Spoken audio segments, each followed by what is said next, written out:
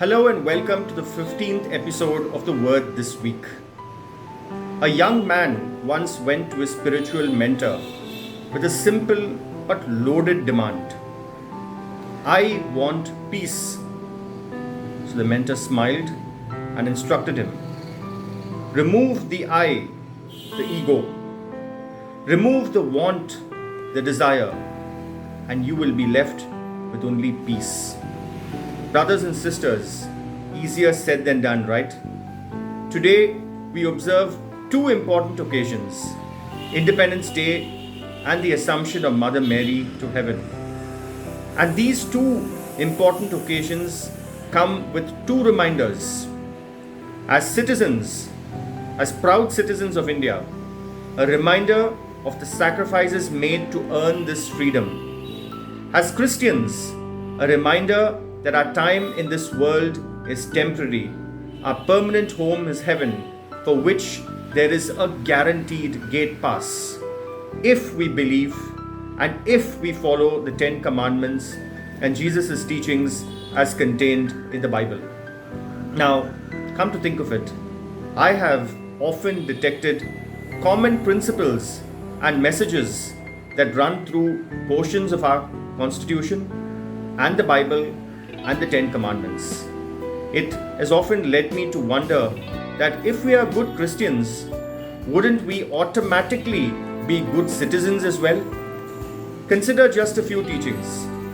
Give to Caesar what belongs to Caesar. Give to God what belongs to God. In other words, respect the rule of law. Pay your taxes honestly. And what's the first fundamental duty in the Constitution?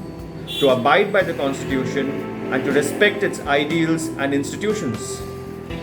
Whatever you do to the least of my brothers, you do unto me.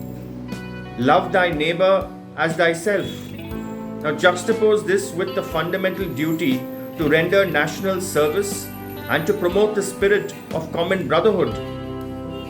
If someone slaps you, turn the other cheek too.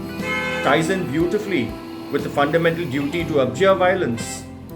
As we forgive those who sin against us, not just 7 times, but 70 times 7, that lends itself to the duty on unity. The commandments like, thou shalt not kill, thou shalt not steal, thou shalt not covet your neighbor's property, thou shalt honor your father and mother, are all, in my opinion, in sync with the preamble on justice, on fraternity, on constitutional goals, on directive principles like equality, a just social order, and on peace. Friends, as we go into another year of cherished freedom, may we look up to Mother Mary in heaven to guide every step we take and lead us to Jesus, her loving Son. Towards that quest, I wouldn't say best of luck, because as a mentor, friend, talk cop, and author, Dr. Pradeep Philip IPS recently WhatsApped me. We don't need luck, we need grace. So let's wish each other the best of grace. Thank you for logging in.